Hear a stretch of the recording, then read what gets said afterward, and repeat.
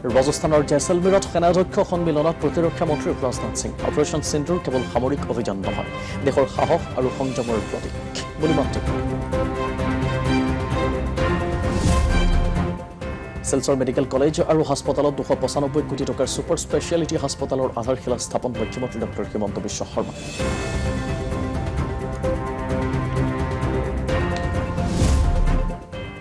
জুবিন ক্ষেত্ৰ সন্দৰ্ভত জিলা প্ৰশাসনে জাৰি কৰা নিৰ্দেশনা মানি চলিবলৈ অনুৰোধ কামৰূপ মহানগৰ জিলা আয়ুক্ত সুমিত সত্তাৱানৰ একাংশই নিশা পৰিৱেশ বিনষ্ট কৰাৰ বাবে লোৱা হৈছে এই সিদ্ধান্ত আৰু ভাৰত অষ্ট্ৰেলিয়াৰ মাজত অনুষ্ঠিত এদিনীয়া শৃংখলাৰ আজি অন্তিমখন মেচ সিডনীত টছত জয়লাভ কৰি অষ্ট্ৰেলিয়াৰ প্ৰথমে বেটিং কৰাৰ সিদ্ধান্ত 2-0ৰ অগ্ৰগতিৰে শৃংখলা দখল কৰোৱা দলটোৰ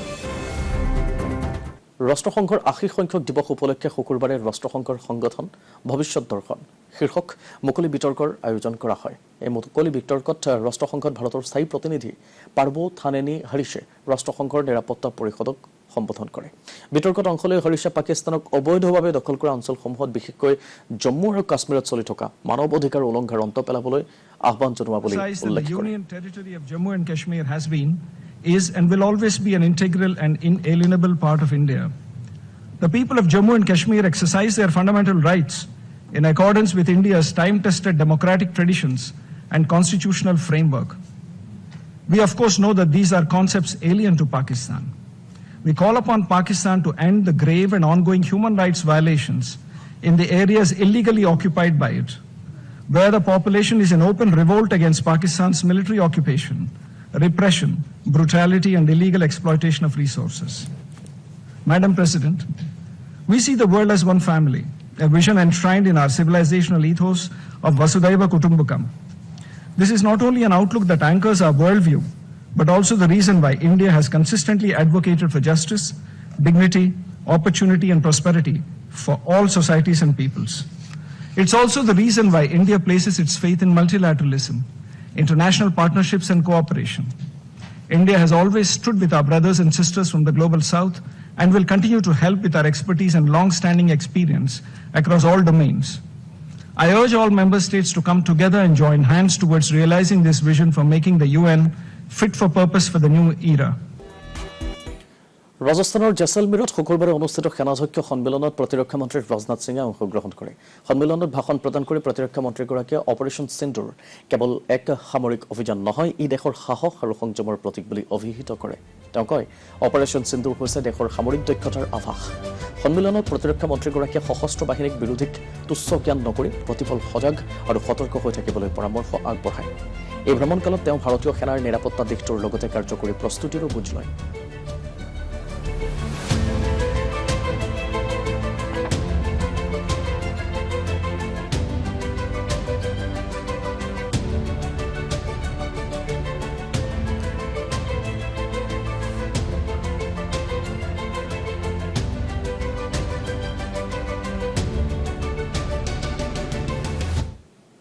জাৰ্মানীৰ বাৰ্লিনত অনুষ্ঠিত হোৱা বাৰ্লিন গ্লোবাল ডায়ালগৰ তৃতীয় সংস্কৰণত কেন্দ্ৰীয় বাণিজ্য আৰু উদ্যোগ মন্ত্ৰী পীযূষ গোয়েলে অংশগ্ৰহণ কৰে সন্মিলনত অংশগ্ৰহণৰ পাছতে কেন্দ্ৰীয় মন্ত্ৰীগৰাকীয়ে সামাজিক মাধ্যমত ভাৰতে বাণিজ্যিক অংশীদাৰিত্বক দীৰ্ঘম্যাদী আৰু পাৰস্পৰিক বিকাশৰ লক্ষ্যৰে চোৱা বুলি উল্লেখ কৰে গ্লোবাল বিশ্বৰ বিভিন্ন প্ৰতিষ্ঠানৰ বাবে দেশত মুকলি হোৱা বিশাল সুযোগসমূহৰ ওপৰত আলোকপাত কৰা হয় আনহাতে মন্ত্ৰীগৰাকীয়ে বাৰ্লিনত প্ৰতিষ্ঠিত ব্যৱসায়ীসকলৰ সৈতে হোৱা ঘূৰণীয়া মেজমেলত ব্যৱসায়িক প্ৰতিষ্ঠানৰ মুখ্য কাৰ্যবাহী বিষয়াসকলৰ সৈতেও বিভিন্ন বিষয়ত আলোচনা কৰে It's very aspirational. That aspiration is driving him to work harder, is driving him to adopt new technologies, new languages, new countries. I think one must also recognize India's economy, while it may seem it's only a $4 trillion economy, on a purchasing power parity is already at 15 trillion. So the speed with which we'll be able to catch up, the speed with which we'll be able to grow is there for us to capture. Rising wages, better living conditions, better quality of life. These aspirations are driving people's ambitions, people's effort. And I suspect going forward, just as in the last 4 years we were the fastest growing large economy, I see that continuing for at least 20-25 years in the future. And it's not a question of whether you surpass one or the other. It's a question of whether you give a good quality of life to your people, good education, good housing, take care of their needs, and continue to maintain your traditions. So any country which forgoes its culture, its heritage, can never succeed. And that's প্ৰধানমন্ত্ৰী নৰেন্দ্ৰ মোদীয়ে ছট পূজা উপলক্ষে দেশবাসীক শুভেচ্ছা জ্ঞাপন কৰিছে লগতে এই উৎসৱৰ সৈতে জড়িত গীতসমূহ প্ৰচাৰ কৰিবলৈ প্ৰধানমন্ত্ৰীগৰাকীয়ে আহ্বান জনাইছে আনহাতে কেন্দ্ৰীয় গৃহমন্ত্ৰী অমিত শ্বাহে নেহেই খেই উপলক্ষে সকলোকে সামাজিক মাধ্যমত শুভেচ্ছা জ্ঞাপন কৰিছে তেওঁ কৈছে যে এই নেহেই খেইৰ পৰা আৰম্ভ হোৱা ছট পূজা হৈছে পৰম্পৰা বিশ্বাস সামাজিক সম্প্ৰীতিৰ বাৰ্তা বহন কৰা এক উৎসৱ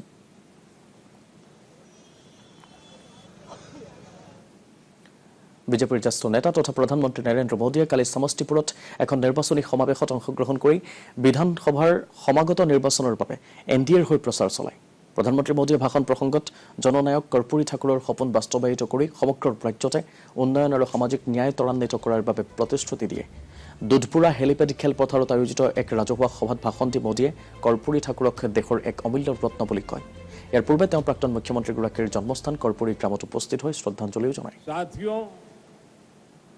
आज बेगूसराय की ये धरती एक नए उत्साह से भरी हुई है यहां नौजवानों का जोश है बहनों बेटियों का भरपूर आशीर्वाद है ये सिर्फ जनसभा नहीं है ये बिहार के सपनों का नए संकल्पों का मेला है मेला और इस जनसभा का पूरे बिहार को संदेश है फिर एक बार एनडीए सरकार फिर एक बार फिर एक बार फिर एक बार फिर एक बार सुशासन की सरकार কেন্দ্ৰীয় বিত্তমন্ত্ৰী নিৰ্মলা সীতাৰমণে কালি গাজিয়াবাদত এক অনুষ্ঠানত CGST ভৱন উদ্বোধন কৰে উদ্বোধনী অনুষ্ঠানত ভাষণ প্ৰদান কৰি কেন্দ্ৰীয় বিত্তমন্ত্ৰীগৰাকীয়ে কয় যে GST পৰিষদে GST পঞ্জীয়ন প্ৰক্ৰিয়া সহজ নিৰৱচ্ছিন্ন আৰু অধিক স্বচ্ছ কৰি তোলাৰ ব্যৱস্থাত অনুমোদন জনাইছে পৰৱৰ্তী প্ৰজন্মৰ কৰ সংস্কাৰৰ ধাৰা অব্যাহত ৰাখিবলৈ CBIC আৰু CGST ক্ষেত্ৰ গঠনৰ প্ৰয়োজনীয়তাৰ ওপৰত বিত্তমন্ত্ৰীগৰাকীয়ে গুৰুত্ব আৰোপ কৰিছে মন্ত্ৰীগৰাকীয়ে কৈছে সমগ্ৰ দেশৰ GST সেৱা কেন্দ্ৰসমূহ দক্ষ কৰ্মচাৰী সুলভ আৰু সঠিকভাৱে ৰক্ষণাবেক্ষণ কৰিব লাগে যাৰ দ্বাৰা কৰদাতাসকলে সময়মতে আৰু মানসম্পন্ন সেৱা লাভ কৰাটো নিশ্চিত কৰিব পৰা যায় and 65,000 crores on services, making it the biggest Deepavali business in India's trading history. Equally importantly, this Swadeshi Deepavali saw an overwhelming preference for made in India products. Roughly 87% of all that customers choose or chose to buy by Indian made goods over imports. I'm not saying this. The Cates report says this. Beyond the revenue figures, what is happening also is the positive sentiment and optimism which has been shown and reflected in the market. Trader surveys showed confidence at a decade high, and with the trader confidence index, which was at 8.6 over a scale of 10, and consumer confidence index, which was at 8.4 over a scale of 10. So these are not milestones that you can achieve with just a small time, step forward or a process reform or just this or just. বৰাক উপত্যকাৰ উন্নয়নৰ ক্ষেত্ৰত গুৰুত্বপূৰ্ণ পদক্ষেপ হিচাপে মুখ্যমন্ত্ৰী doctor Himanta Biswa শৰ্মাই শুকুৰবাৰে Silchar medical college আৰু হাস্পতালত 295 কোটি টকাৰ এখন সুপাৰ স্পেশালিটি হাস্পতালৰ আধাৰশিলা স্থাপন কৰিছে ইয়াৰে 200 কোটি টকা প্ৰকল্পটো নিৰ্মাণৰ বাবে আৰু 95 কোটি টকা চিকিৎসা সঁজুলি ক্ৰয়ৰ বাবে ব্যয় কৰা হ'ব এই প্ৰকল্পৰ জৰিয়তে বৰাক উপত্যকাৰ স্বাস্থ্য সেৱাৰ মানদণ্ড উন্নীত কৰাৰ ব্যৱস্থা কৰিছে চৰকাৰে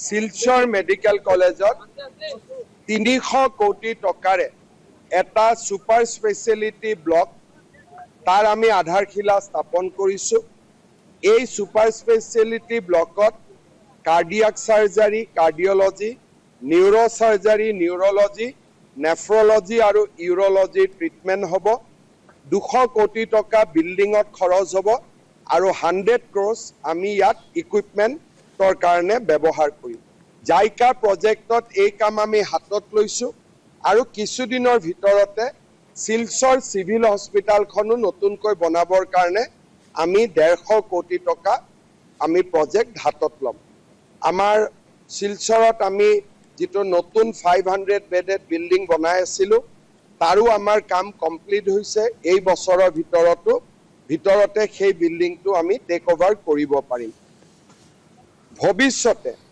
শিলচৰ মেডিকেল কলেজৰ যেটো পুৰণা বিল্ডিং আছে তাৰ ইকুৱেল নাম্বাৰ অফ বেড আমি মেডিকেল কলেজত বনাই পুৰণা বিল্ডিংটো আমি ডিমলিশ কৰি দিম সো মই ভাবো যে আৰু কেইটামান বছৰৰ ভিতৰতে আমি গুটেই শিলচৰ মেডিকেল কলেজখনক এটা নতুন লুক এটা দিবৰ কাৰণে আমি সক্ষম হ'ম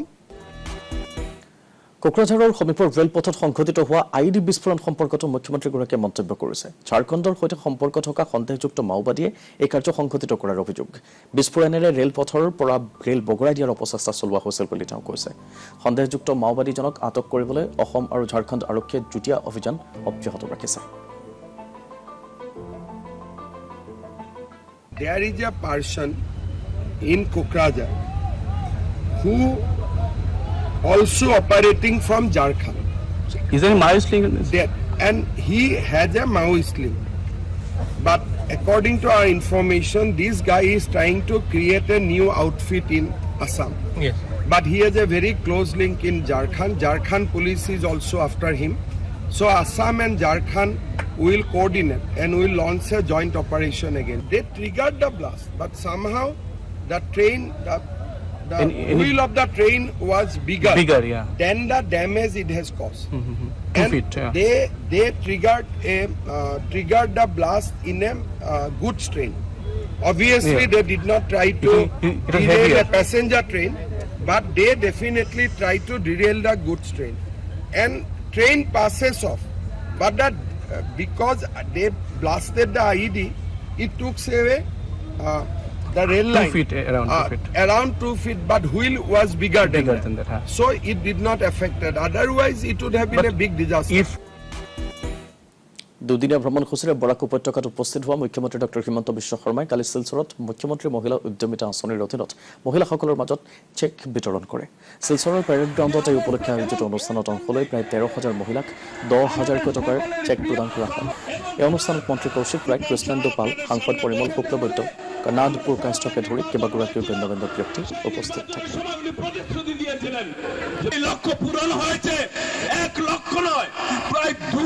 আমি অসমৰ প্ৰতিটো সমষ্টিত মহিলা উদ্যমিতা আঁচনিৰ ধন বিতৰণ কৰিছো আজি বৰাক উপত্যকা ৰামকৃষ্ণ নগৰ আৰু শিলচৰ বিধানসভা সমষ্টিৰ হিতাধিকাৰীসকলক আমি ধনৰ বিতৰণ কৰিলো আবেলি 5টা বজাত শিলচৰ মেডিকেল কলেজত নতুন সুপাৰ স্পেচিয়েলিটি ব্লক এটাৰো আমি আধাৰশিলা স্থাপন কৰিম আৰু কেইবাটাও নতুন আঁচনি আজি মই উল্লেখ কৰিছো অহা 2-3 মাহত শিলচৰৰ ফ্লাইঅভাৰ মধুৰাঘাটত নতুন দলং বিভিন্ন কাম আৰম্ভ হ'ব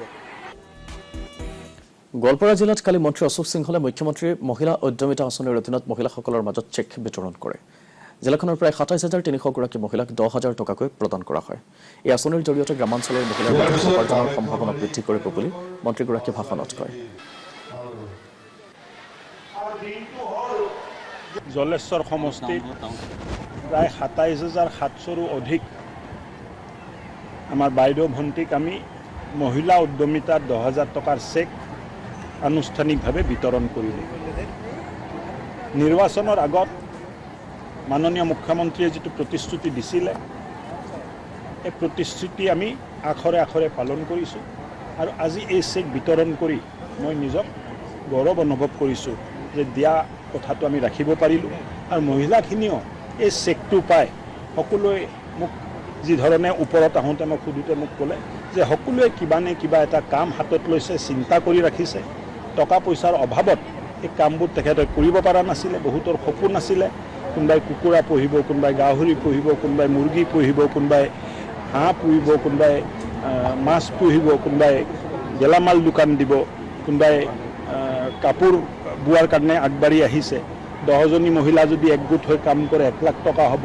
100জনী মহিলাই যদি একগোট হৈ কাম কৰে 10 লাখ টকাৰ পুঁজি হ'ব। মই ভাবোঁ যে অসমৰ গ্ৰাম্য অৰ্থনীতিত এক ভাবিব নোৱাৰা পৰিৱৰ্তনৰ দিশে। জুবিন ক্ষেত্ৰ সন্দৰ্ভত জিলা প্ৰশাসনে জাৰি কৰা নিৰ্দেশনা সকলো অনুৰাগীক বিনম্ৰতাৰে মানি চলিবলৈ অনুৰোধ জনাইছে কামৰূপ মহানগৰ জিলা আয়ুক্ত সুমিত সত্তৱানে। স্থানীয় লোক উপস্থিতিত অনুৰাগীৰ সিদ্ধান্ত মৰ্মেহে এই সিদ্ধান্ত গ্ৰহণ কৰা হৈছে বুলি তেওঁ কৈছে। জুবিন ক্ষেত্ৰত একাংশ অনুৰাগীয়ে লিখা পৰিৱেশ বিনষ্ট কৰাৰ বাবে জিলা প্ৰশাসনে সময়সীমা বান্ধি দিয়া বুলি তেওঁ সদৰি কৰে। এই SOPখনটো মানে ৰাইজৰ তাতে অহা যিটো ৰাইজ আছে সেই ৰাইজকেইটাৰহে অনুৰোধ কৰিছিলে, তেওঁলোকেহে বনাইছে। তেওঁলোকৰ কোৱা মতে আৰু ওচৰৰ গাঁৱৰ ৰাইজৰ কোৱা মতে যে কিছুমান উপদ্ৰৱী তথ্য থাকে, তেওঁলোকে বৈখিনি আমাৰ মৰমৰ শিল্পী জুবিনদাৰ সমাধি ক্ষেত্ৰক মানে পৰিৱেশটো বেয়া কৰিবলৈ চেষ্টা কৰে আৰু সেইটো মানে আমি নাপাওঁ, এইটো বহুত বেয়া দিশে। আৰু সেইকাৰণে এটা SOP বনাই দিয়া হৈছিলে যোৱাকালি আৰম্ভণিত, এটা আমি সৰুকৈ কৈছোঁ আৰু তাতে কোনো বহুত এনেকৈ কথা কোৱা নাই যিটো মানুহতে মানে কষ্ট হয়। ইমানহে কোৱা হৈছে যে তাতে মদ খাই আৰু কিবা উপদ্ৰৱ কৰিব নালাগে, মদ খাই তাতে উপস্থিত হ'ব নালাগে। কাৰণ আমি যদি কাৰোবাক শ্ৰদ্ধা জনাবলৈ যাওঁ আমি নিজৰ মনটো লৈ যাব লাগে। মদ খাই এটা মানে ইনটক্সিকেটেড ষ্টেটত যোৱাটো বেয়া, পৰিৱেশটো বেয়া হয়। ওচৰতো আমি এইটো ইনচিয়ৰ কৰিব লাগিছে, কাৰণ যদি ডিমাণ্ড থাকে ছাপ্লাই কৰা মানুহ আহিয়ে যায়, তো সেইটো বন্ধ কৰিবৰ কাৰণেও তেনেকৈ আমি হাত দিছোঁ। আৰু এটা টাইম দিয়া হৈছে, কাৰণ মানুহ সদায় যদি আহি থাকে আমিও তাতে চাফ চিকুণ মেইনটেনেঞ্চ সেইটো কৰিবলৈ মানে প্ৰব্লেম হয়। আৰু মুখ্যমন্ত্ৰী ডক্টৰ হিমন্ত বিশ্ব শৰ্মাই জুবিন গাৰ্গৰ মৃত্যুৰ তদন্ত সন্দৰ্ভতো সংবাদ মাধ্যমৰ আগত গুৰুত্বপূৰ্ণ মন্তব্য কৰিছে। কিছুমান তথ্য সংগ্ৰহৰ বাবে গৰিমা শইকীয়া গাৰ্গক SITয়ে মাতিছিল বুলি মুখ্যমন্ত্ৰীগৰাকীয়ে সদৰি কৰিছে। যিদিনাখন চাৰ্জশ্বিট দিম তাৰ পিছদিনা ন্যায়ৰ কাৰণে ময়ো নামিম ৰাস্তাত, কাৰণ ন্যায়টোতো ন্যায়ালয়ে দিব। মইতো মুখ্যমন্ত্ৰীয়ে, মইতো চিফ জাষ্টিচ নহয়। গতিকে যিদিনাখনে আমি SIT ৰিপৰ্ট দি দিম পিছদিনাখনৰ পৰা ৰাস্তাত ময়ো নামিম, কাৰণ ময়োতো জাষ্টিচ ফৰ জুবিনতে আছোঁ। ন্যায়ালয়ৰ ওপৰত আস্থা ৰাখিব লাগে আৰু ন্যায়ালয়েও সোনকালে জাজমেণ্ট দিব লাগে, এইটোৱে কথা। মই নাভাবোঁ যে আমি বৰঠাকুৰক মাতিছে, লগত গৈছে, কিন্তু SITয়ে গৰিমা গাৰ্গৰ পৰা কিছুমান ইনফৰমেশ্যন ল'বলগীয়া আছিলে। আমি কৈছিলোঁ ঘৰত ল'ম নেকি, তেখেতে কৈছে যে ঘৰত নালাগে, মই নিজে CIDত যাম, আৰু সেইকাৰণে তেওঁ CIDত আহিছে। কিন্তু আমি তেওঁক কৈছিলোঁ যে লাগিলে আমি আপোনাৰ ঘৰত যাম, কিন্তু তেওঁ নিজেই CID অফিচত আহিবৰ কাৰণে সিদ্ধান্ত গ্ৰহণ কৰিছে। জুবিন গাৰ্গৰ সমাধিস্থলীৰ বাবে ৰাজ্য চৰকাৰে জাৰি কৰা নিৰ্দেশনাৰ ক্ষেত্ৰত বিশিষ্ট সাহিত্যিক ৰীতা চৌধুৰীয়ে কৰা মন্তব্য সন্দৰ্ভত মুখ্যমন্ত্ৰীগৰাকীয়ে প্ৰতিক্ৰিয়া ব্যক্ত কৰিছে। ৰাতি 10টাৰ পাছত ভূপেন হাজৰিকাৰ সমাধিটো কোনো নাযায় বুলি মন্তব্য কৰিছে। ৰাতি 10টাৰ পিছত মানুহ কামাখ্যা মন্দিৰতো নাযায়, 10টা বজাৰ পিছত কোনো মন্দিৰত নাযায়, কোনো কলেজত নাযায়, কোনো ইউনিভাৰ্চিটিত নাযায়। ৰাতি সোণাপুৰত লোকেল মানুহ থাকেতো, তেওঁলোকে ইমান মৰমেৰে জাগাখন এৰি দিছে। এতিয়া তেওঁলোকক গোটেই ৰাতি আমি দিগদাৰি কৰি থাকিম নেকি? মোৰ ঘৰৰ কাষত সমাধি আছে, মই ইমান মৰমেৰে মাটিখিনি দিছোঁ, এতিয়া তেওঁলোকক গোটেই ৰাতি আমি কষ্ট দি থাকিম নেকি? গতিকে এইটোতো মানুহে বুজিব লাগিব যে তাত কাষত ওচৰ চুবুৰীয়াও আছে। এনে আৰু মানুহক উত্তেজিত কৰিব খুজিলেইতো নহ'ব। মই ৰীতা চৌধুৰীৰ বক্তব্যটো দেখিছোঁ, মোৰ ভাল লগা নাই কথাখিনি, কাৰণ তেওঁ আকৌ কৈছে ইয়াৰ পৰা মানসিক বেয়া হ'ব, ৰাস্তাত নামি আহিব। তাৰমানে ইনডাইৰেক্টলি মানুহক উত্তেজিত কৰি আছে, আৰু আমি উত্তেজিত কৰিব বিচৰা সকলোৰে বিৰুদ্ধে চৰকাৰ কঠোৰ হ'ব। ৰাতিপুৱা 6টাৰ পৰা 10টা জাগিৰোডৰ নিৰ্মীয়মান টাটা ছেমি কণ্ডাক্টৰ প্ৰকল্পত নিযুক্তি সন্দৰ্ভত এক ভুৱা বিজ্ঞাপন শেহতীয়াকৈ সামাজিক মাধ্যমত প্ৰচাৰ হৈছে। সেই পৰিপ্ৰেক্ষিতত টাটা ছেমি কণ্ডাক্টৰ প্ৰকল্পৰ কৰ্তৃপক্ষই জাগিৰোড আৰক্ষী থানাত এক গোচৰ ৰুজু কৰিছে। গোচৰ ৰুজু হোৱাৰ পাছত মৰিগাঁও আৰক্ষীৰ চাইবাৰ চেলে অনুসন্ধান আৰম্ভ কৰিছে।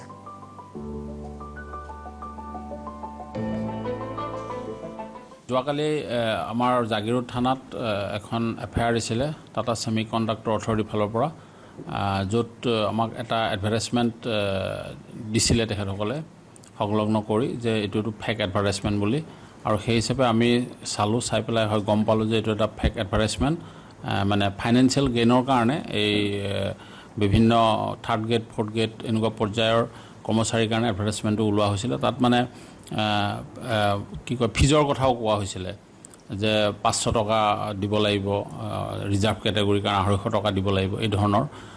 আৰু টাটা ছেমি কণ্ডাক্টৰ অথৰিটিৰ পৰা আমি এফআইআৰখন পোৱাৰ পিছত আমি গোচৰ ৰুজু কৰিছোঁ। গোচৰটো হ'ল 258 জাগিৰোড PS কেছ নাম্বাৰ 258/2025 আৰু আমি তদন্ত আৰম্ভ কৰিছোঁ। আমি এই ক্ষেত্ৰত ৰাইজক অনুৰোধ জনাম যে এনেকুৱা ধৰণৰ এডভাৰটাইজমেণ্ট ওলালে অলপ ভালকৈ পৰীক্ষা কৰি লয়। ওদালগুৰি বিধানসভা সমষ্টিত কালি শুশ্ৰূষা সেতু শীৰ্ষক এক বৃহৎ স্বাস্থ্য শিবিৰ অনুষ্ঠিত হয়। ওদালগুৰি উচ্চতৰ মাধ্যমিক বিদ্যালয়ত অনুষ্ঠিত স্বাস্থ্য শিবিৰটো BTCৰ উপ মুখ্য কাৰ্যবাহী সদস্য ৰিহন দৈমাৰীয়ে আনুষ্ঠানিকভাৱে মুকলি কৰে। স্বাস্থ্য শিবিৰত শিশুৰ পৰা 18 বছৰৰ তলৰ কিশোৰ-কিশোৰীৰ 50 বিধৰো অধিক ৰোগৰ পৰীক্ষা কৰা হয়। এই মেগা স্বাস্থ্য শিবিৰত প্ৰায় 5000 ৰোগীক চিকিৎসা প্ৰদান কৰা হয়। ওদালগুৰি বিধানসভা সমষ্টিৰ অন্তৰ্গত এই স্বাস্থ্য শিবিৰটো আমাৰ জিলা আয়ুক্তৰ অধীনত তেওঁলোকে অনুষ্ঠিত কৰিছে। বিভিন্ন শিক্ষানুষ্ঠানৰ পৰা ইয়াত ল'ৰা ছোৱালীক অনাৰ ব্যৱস্থা কৰা হৈছে আৰু ল'ৰা ছোৱালীক স্বাস্থ্য পৰীক্ষা কৰিবৰ কাৰণে আমাৰ ওচৰত থকা মেডিকেল কলেজৰ পৰা আৰম্ভ কৰি বিভিন্ন ঠাইৰ পৰা আমাৰ ডক্টৰসকল আহিছে, নাৰ্ছসকল আহিছে। আৰু মই ভাবোঁ আমাৰ দুখীয়া ল'ৰা ছোৱালীসকল যথেষ্ট উপকৃত হ'ব। বিশেষভাৱে আমাৰ দুখীয়া অভিভাৱকসকল নিজৰ ল'ৰা ছোৱালী কিবা এটা বেমাৰ আজাৰ হ'লেও তেওঁলোকে ভালকৈ চিকিৎসা কৰিব নোৱাৰে। দক্ষিণ চালমাৰা মানকাছৰ জিলাত ব্ৰহ্মপুত্ৰত এতিয়া ইলিছ মাছৰ উজান উঠিছে। প্ৰতি বছৰে অক্টোবৰৰ পৰা নৱেম্বৰ মাহৰ প্ৰায় 15 দিনলৈ বাংলাদেশৰ পদ্মা নদীৰ পৰা ব্ৰহ্মপুত্ৰলৈ জাকে জাকে ইলিছ মাছৰ উজান আহে। দক্ষিণ চালমাৰা মানকাছৰ আৰু ধুবুৰী জিলাৰ চৰ এলেকাসমূহত থকা নদীৰ পাৰত মাছৰ পাইকাৰী বজাৰত যথেষ্ট ভিৰ হয়। পাইকাৰী বেপাৰীসকলে নদীৰ ঘাটত মাছমৰীয়াৰ পৰা 200ৰ পৰা 250 টকাৰ পৰা 600ৰ পৰা 700 প্ৰতি কেজি দৰত ইলিছ মাছ ক্ৰয় কৰি অধিক দামত ৰাজ্যৰ বিভিন্ন প্ৰান্তৰ লগতে চুবুৰীয়া ৰাজ্য মেঘালয়লৈও প্ৰেৰণ কৰে। বজাৰসমূহতো এতিয়া সাধাৰণ গ্ৰাহকৰ যথেষ্ট ভিৰ। হাটচিঙিমাৰীৰ লগতে হাজিৰ হাটৰ মাছ বজাৰত বৰ্তমান 300 টকাত ইলিছ মাছ পোৱা গৈছে। কেৱল বজাৰতে গ্ৰাহকৰ ভিৰ নহয়, ব্ৰহ্মপুত্ৰৰ মাছ ধৰা সকলৰ মাজতো ব্যস্ততা বাঢ়িছে। আজি বজাৰত এনেকৈ ইলিছ মাছ উঠিছে, মানে আমাৰ এইটো মাহত ছেপ্টেম্বৰ অক্টোবৰ মাহত প্ৰত্যেক বছৰে আপুনি ইলিছ মাছ পায়। ডাঙৰ ইলিছ মাছ, সৰু মাছ এইবিলাক চব ওলায়। দামবিলাক ঠিকে আছে, ডাঙৰবিলাক 1500 টকা, সৰুবিলাক 300 পৰা 300 টকা 600 টকা এনেকৈ চলি আছে। অক্টোবৰ নৱেম্বৰ মাহত আমাৰ ইয়াতে ইলিছ মাছৰ উজান আহে, ব্ৰহ্মপুত্ৰত ইলিছ মাছৰ উজান আহে। তো বৰ্তমান বজাৰত একেবাৰে ইলিছ মাছ উভয় নদী। দাম মোটামুটি সৰুবিলাক 300 350 টকা আৰু ডাঙৰবিলাকৰ দাম 1000ৰ ওপৰত 1500লৈকে প্ৰতি কিলো। মাজুলীত মিচিং ভাষাত শ্ৰীকৃষ্ণৰ ৰাসলীলা। এই সন্দৰ্ভত সতীৰ্থ সঞ্জিত বৰাৰ এক প্ৰতিবেদন। শৰৎ কালৰ ৰাত্ৰি অতি বিতোপন, ৰাসক ক্ৰিয়া কৰিতে কৃষ্ণৰ অভৈলমন। ৰাসময় মাজুলী, সমগ্ৰ মাজুলীত ৰাসৰ ব্যস্ততা। আৰু এই মুহূৰ্তত মই মাজুলীৰ খেৰসুটি জনজাতি কৃষ্টি সংঘত উপস্থিত আছো আৰু মিচিং ভাষাত মিচিং জনজাতীয় লোকসকলে আয়োজন কৰিছে শ্ৰীকৃষ্ণৰ ৰাসলীলা। মোহন বাহিৰ মধুৰ সুৰেৰে এতিয়া ৰাসৰ কথা কৈছে আৰু এয়া ইতিমধ্যে বাহিৰ অমীয়া সুৰ, অমীয়া জংঘল এতিয়া ৰাসময় হৈ পৰিছে সমগ্ৰ মাজুলী।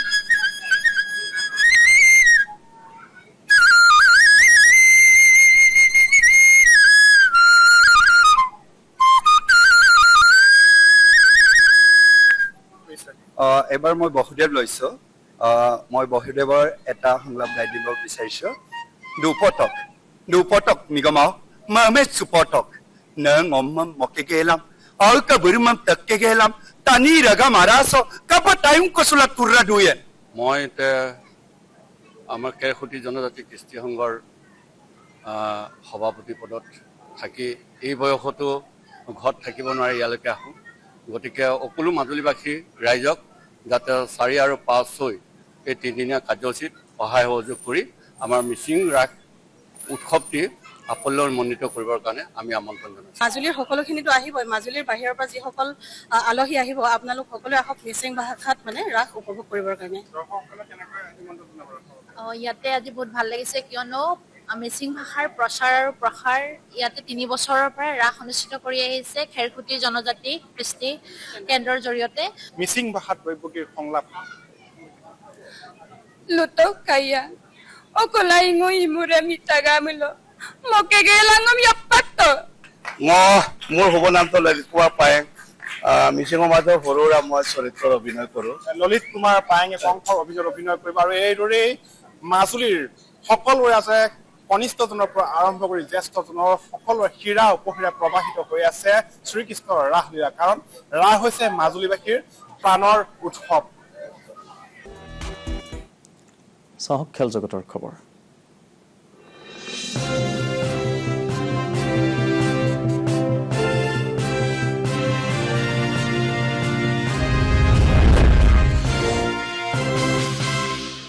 ভাৰত অষ্ট্ৰেলিয়াৰ মাজত চলি থকা 3খনীয়া এদিনীয়া শৃংখলাৰ আজি অন্তিমখন মেচ অষ্ট্ৰেলিয়াৰ সিডনী ক্ৰিকেট গ্ৰাউণ্ডত মেচখন অনুষ্ঠিত হৈছে টছত জয়লাভ কৰি অষ্ট্ৰেলিয়াই প্ৰথমে বেটিং কৰিছে বাতৰি যুগুত কৰা পৰালৈকে অষ্ট্ৰেলিয়াই 4টা উইকেট হেৰুৱাই 184 ৰান সংগ্ৰহ কৰিছে উল্লেখযোগ্য যে অষ্ট্ৰেলিয়াই 2-0 অগ্ৰগতিৰে ইতিমধ্যে শৃংখলা নিজৰ নাম কৰিছে ৰাঞ্চিত অনুষ্ঠিত চতুৰ্থ সংখ্যক দক্ষিণ এছিয়ান এথলেটিক্স ফেডাৰেশ্যনৰ সিনিয়ৰ এথলেটিক্স চেম্পিয়নশ্বিপত ভাৰতীয় খেলুৱৈয়ে সফলতা লাভ কৰিছে প্ৰতিযোগিতাৰ প্ৰথমটো দিনতে ভাৰতে 5টা স্বৰ্ণসহ মুঠ 14টা পদক অৰ্জন কৰিছে পুৰুষৰ 5000 মিটাৰ দৌৰত ভাৰতৰ প্ৰিন্স কুমাৰে দেশৰ বাবে প্ৰথমটো স্বৰ্ণ আজুৰিছে মহিলাৰ 5000 মিটাৰ দৌৰত সঞ্জনা সিঙে পুৰুষৰ শ্বটপুটত সমৰদীপ সিং গিলে আৰু মহিলা শ্বটপুটত যোগিতাই স্বৰ্ণ পদক অৰ্জন কৰিছে আনহাতে 4x400 মিটাৰ মিক্সড ৰিলে দৌৰতো ভাৰতীয় স্প্ৰিণ্টাৰসকলে সোণৰ পদক নিজৰ নাম কৰিবলৈ সমৰ্থ হৈছে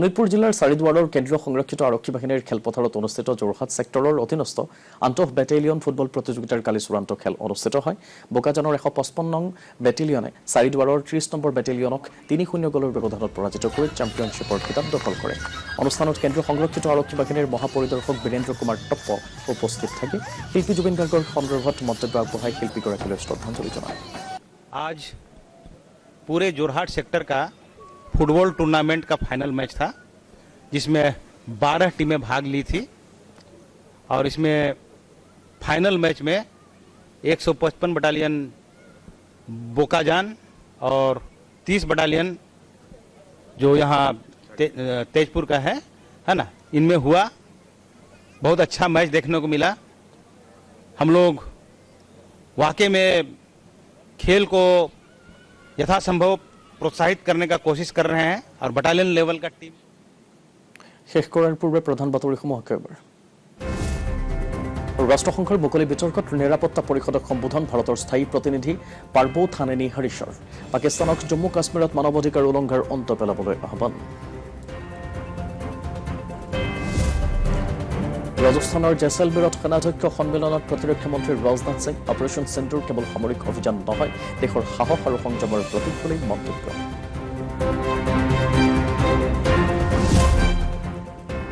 শিলচৰ মেডিকেল কলেজ আৰু হাস্পতালত 295 কোটি টকাৰ সুপাৰ স্পেশালিটি হাস্পতালৰ আধাৰশিলা স্থাপন মুখ্যমন্ত্ৰী ডক্টৰ হিমন্ত বিশ্ব শৰ্মা